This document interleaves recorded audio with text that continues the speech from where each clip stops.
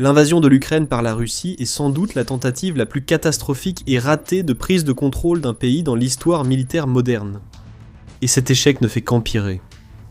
Quelque chose décime les troupes russes, comme jamais auparavant en Ukraine, puisqu'elles ont connu 3 mois infernaux, qui ont anéanti des dizaines de milliers de soldats. Un nombre stupéfiant de 89 000 soldats russes sont hors de combat, tout simplement, au cours du premier trimestre de 2026. La Russie subit aujourd'hui les plus grandes pertes de troupes de l'histoire moderne, alors que son réseau de recrutement s'effondre. Commençons par ce chiffre principal, 89 000 pertes russes en 3 mois. Le président ukrainien Volodymyr Zelensky a rapporté ce chiffre lors d'une conférence de presse fin mars.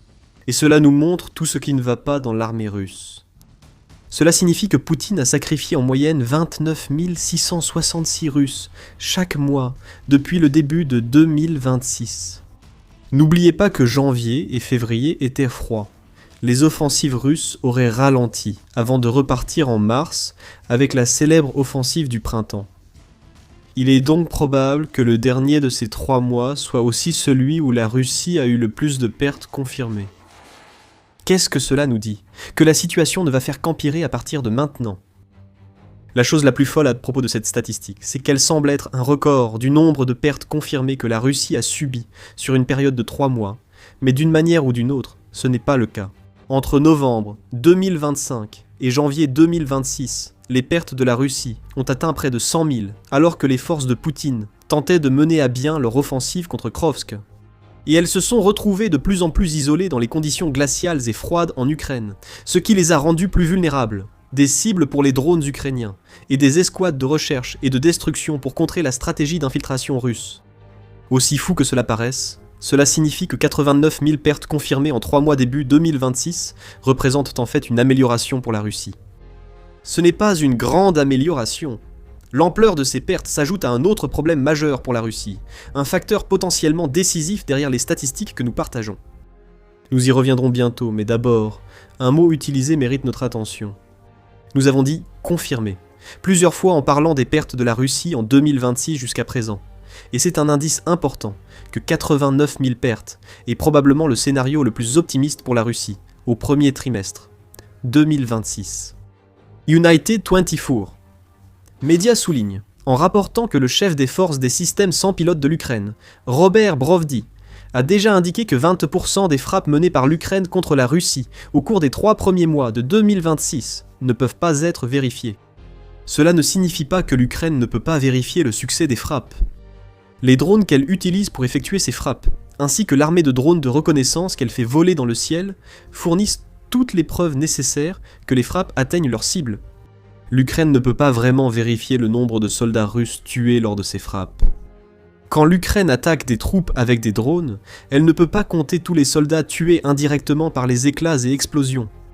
Les chiffres de l'Ukraine n'incluent pas non plus les pertes causées par ces frappes de drones à moyenne portée, ces attaques d'artillerie, ni par exemple le nombre de Russes qui meurent sous les décombres ou qui sont tués dans des circonstances que l'Ukraine ne peut pas confirmer directement par vidéo.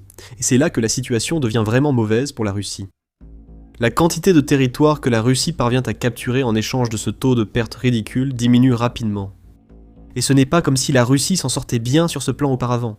Si l'on remonte à 2025, United 24 Media rapporte que Poutine a sacrifié environ 400 000 soldats russes pour seulement 4 336 km², soit 1674 miles² de l'Ukraine. Cela représente seulement 0,72% du territoire d'un pays où la Russie doit encore trouver le moyen de prendre les 80% restants de territoire libre. À ce rythme, il faudrait un siècle à la Russie pour renverser l'Ukraine, ce qui signifie que Poutine et le va-t-en-guerre qui lui succédera auront disparu depuis longtemps avant que les objectifs de l'opération militaire spéciale ne soient atteints. Mais même ce siècle de guerre commence à sembler ambitieux du côté de la Russie, car son rythme d'avancée a fortement ralenti depuis la fin de 2025. Selon l'Institut pour l'étude de la guerre, ou ISW, la période entre octobre 2025 et le 26 mars a vu la Russie s'emparer d'environ 1930 km², soit environ 745 miles² de l'Ukraine. C'est déjà assez grave que ce chiffre soit nettement inférieur à la même période entre 2024 et 2025, lorsque la Russie avait capturé environ 2716,6 km², soit 1048 miles². Cela seul montre le ralentissement massif. Mais maintenant, nous avons un chiffre approximatif du nombre de pertes que la Russie a subies pour réaliser ses maigres gains. Nous avons déjà partagé les chiffres de 89 000 et 100 000. Il y a un chevauchement, car janvier 2026 figure dans les deux. Si nous soustrayons environ 30 000, qui est le taux mensuel approximatif de perte de la Russie en 2026 du total de 189 000 que nous avons, éliminant ainsi le problème du double mois de janvier, nous obtenons 159 000 pertes, mais ce n'est pas tout. Les chiffres de l'ISW incluent octobre 2025. Les médias United 44 rapportent que l'Ukraine a confirmé 25 000 soldats russes, tués en octobre. Ce chiffre exclut blessés et morts non confirmés, mais reste notre meilleure estimation. Et nous pouvons l'ajouter aux 159 000 pertes pour atteindre 184 000 sur la période de 6 mois couverte par l'ISWE. Diviser 184 000 pertes par 745 miles carrés gagnés, et Poutine se prend une claque en pleine figure face à une réalité qu'il ne peut pas comprendre. La Russie perd un peu moins de 247 soldats pour chaque mile carré d'Ukraine qu'elle gagne. C'est une atrophie générationnelle d'une population entière pour quelques fractions de pourcents du territoire ukrainien. Cela pèse désormais lourdement sur l'armée russe. Et d'une manière ou d'une autre, il y a encore plus à dire sur les pertes russes.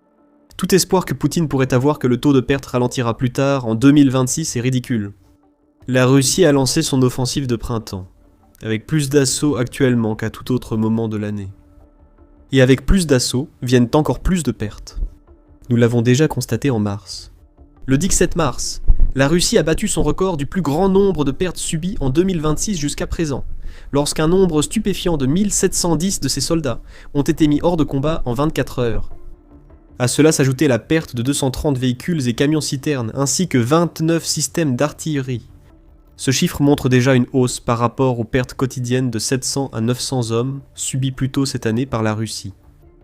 Pour vous donner plus de contexte, la Russie perd désormais plus de soldats en 2 jours que les États-Unis pendant toute la guerre en Afghanistan. La Russie a elle-même connu sa propre guerre en Afghanistan, au cours de laquelle elle a perdu 15 000 soldats en une décennie. Et elle perd autant tous les 15 jours en Ukraine. Ce chiffre absurde montre que Poutine, malgré sa nostalgie soviétique, ne sait même pas mener une guerre perdue comme ses prédécesseurs soviétiques, encore moins une guerre que la Russie pourrait gagner. Donc, la Russie a perdu 89 000 soldats éliminés, rayés de la carte rien que pendant les 3 premiers mois de 2026. Et les gains territoriaux qu'elle a réalisés au prix de ces pertes énormes sont si minimes qu'ils ne valent même pas la peine d'être mentionnés. Ajoutez le début de l'offensive de printemps, et vous obtenez une poudrière de pertes à venir prête à exploser au visage de Poutine. Nous avons aussi évoqué un autre problème qui, ajouté à ces difficultés, complique encore la situation pour la Russie.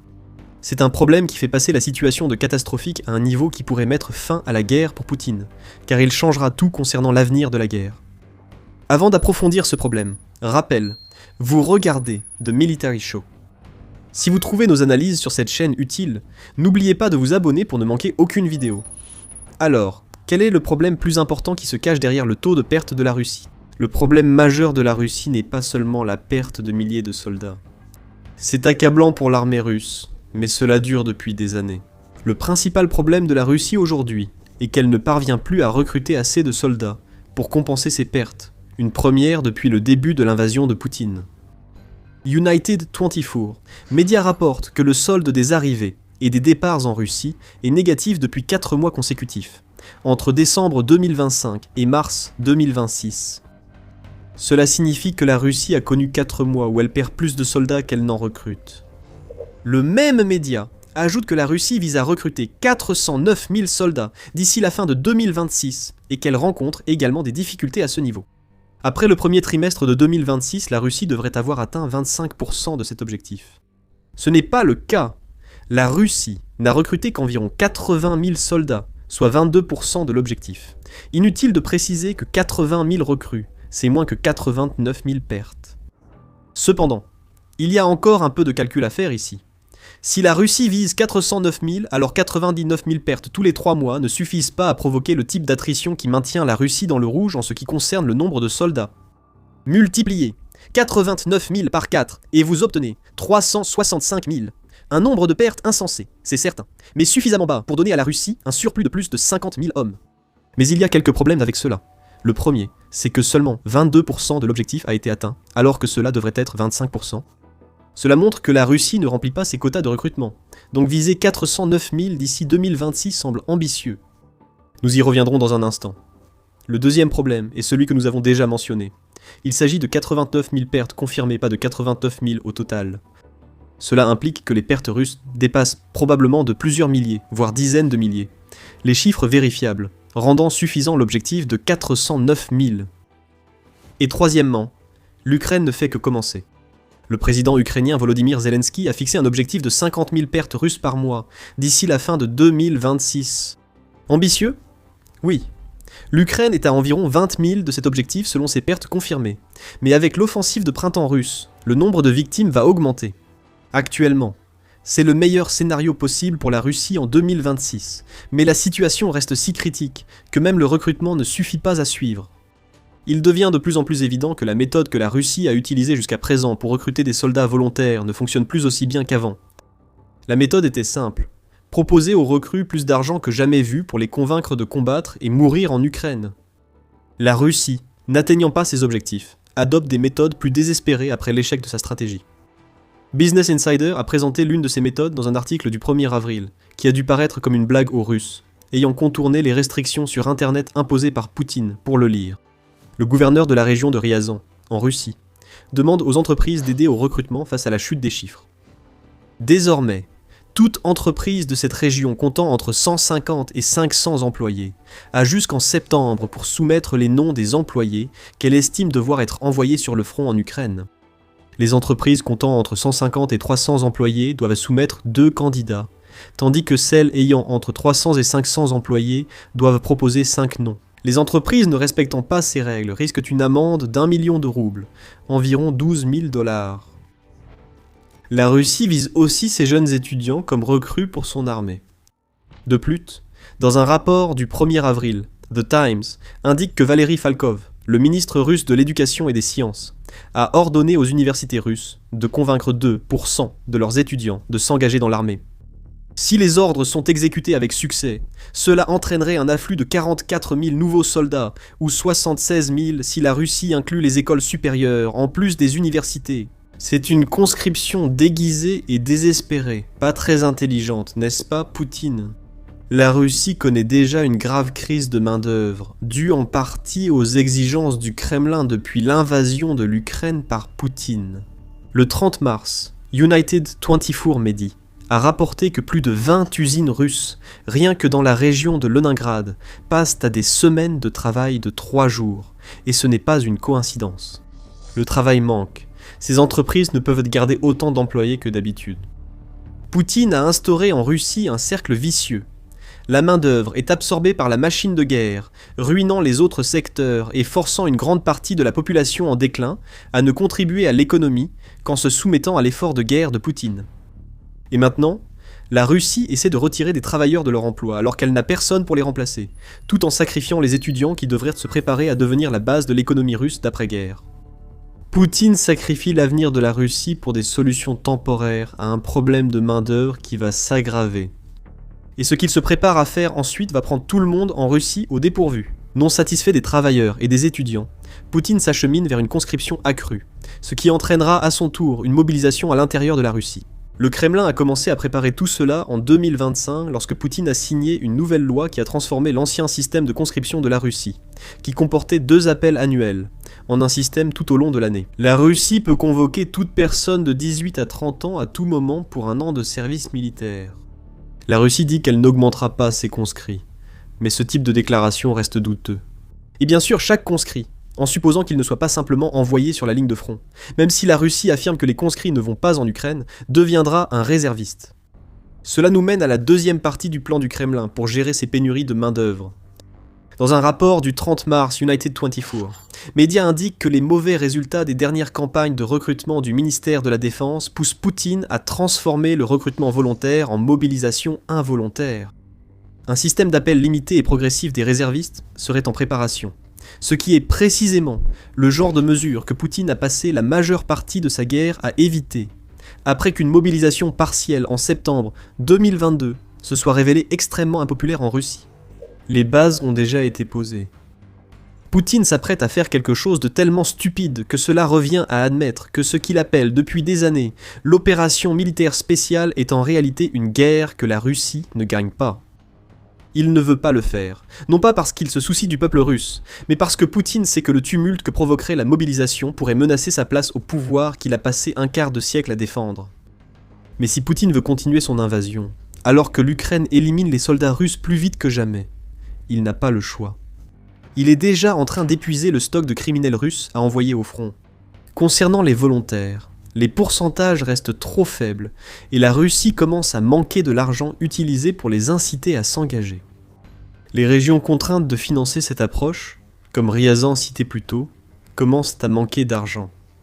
Les incitations financières, qui pouvaient atteindre 40 000 $ dans certaines régions russes, s'épuisent aussi.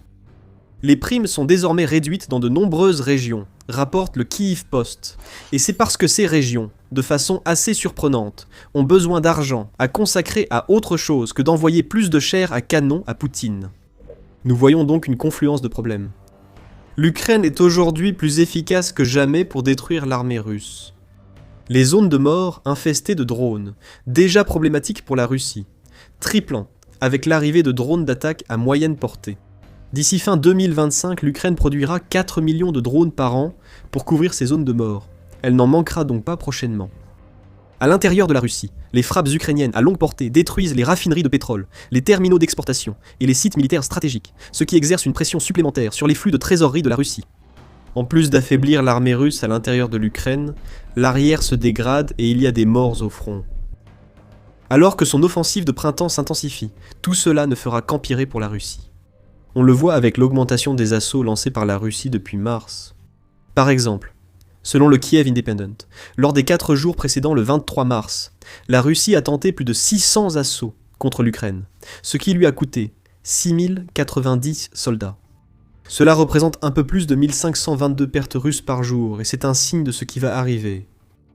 Multipliez ce chiffre par 30 jours, et les pertes mensuelles de la Russie approchent les 46 000. L'Ukraine estime qu'il ne manque que quelques milliers de pertes pour pousser Poutine à arrêter la guerre. Le dirigeant russe s'approche des 50 000 pertes par mois, et il le fait à un moment où le recrutement russe est en plein chaos. Rien de tout cela n'est viable. 89 000 soldats recensés comme pertes en 3 mois devraient le montrer à Poutine. Comme toujours, il est tellement aveuglé par son invasion qu'il ne voit pas la forêt à cause des arbres. Poutine mène son armée à sa perte, et l'Ukraine se réjouit de l'accompagner encore plus loin sur cette voie. Oh, et ne pensez pas une seconde que l'Ukraine n'invente pas constamment de nouvelles méthodes, encore meilleures, pour renverser le cours de la guerre face à la Russie. Même la stratégie de drone longue portée de la Russie, rare point positif pour le Kremlin, est désormais contrée. Comment ? Une arme digne de Star Wars est la réponse de l'Ukraine, et vous pouvez tout découvrir à ce sujet en regardant notre vidéo. Si vous avez aimé cette vidéo, abonnez-vous à The Military Show pour d'autres analyses chiffrées de l'invasion de Poutine. Merci de nous avoir regardés.